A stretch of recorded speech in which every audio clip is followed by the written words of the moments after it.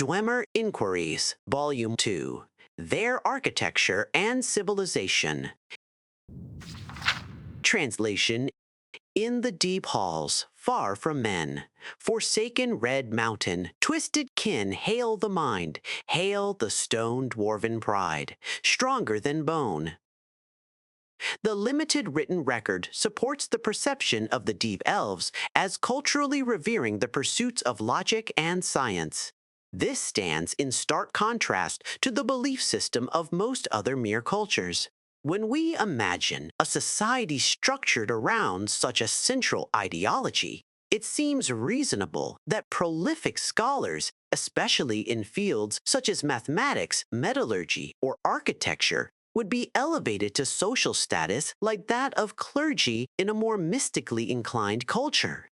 The idea is supported by a fragment of Dwemer's text recovered from a colony in Skyrim, Erkening Hand, which I believe to be associated with Clan Rorken. The original Dwemeris and my translation follow. To raise granted cousin Kuolek of privilege with duties for family home building.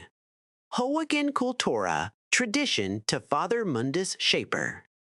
Some scholars interpret this as evidence of Dwemer worship of Mundus, but I do not agree.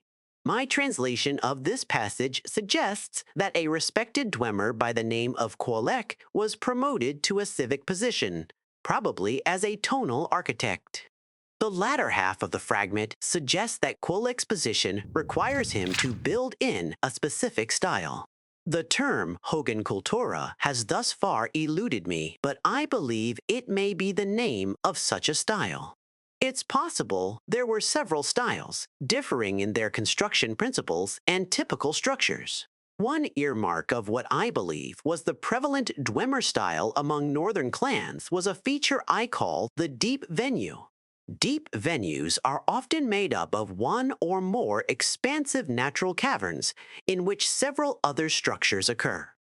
Structures within the venue may be carved from the stone itself or freely erected upon the cavern floor. The largest and most impressive venues, such as those found in Bether Dams, may even feature roads wide enough for 10 large men to walk shoulder along it. Architects are typically smaller structures.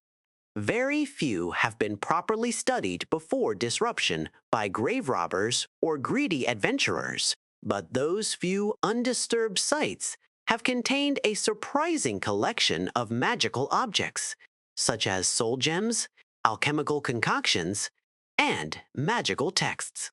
Some scholars take these as evidence that the Dwemer did, in fact, dabble in the magical arts. Based on what we know of their culture, as well as the fact that most architects are minor structures compared to other common fixtures, I would suggest that these were centers of study and nothing more.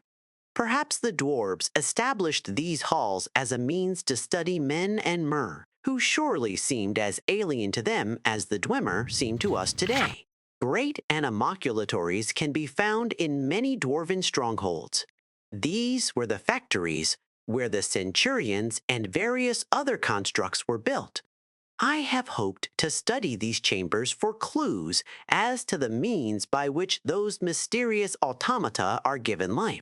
But those same guardians make them especially difficult and dangerous areas to explore.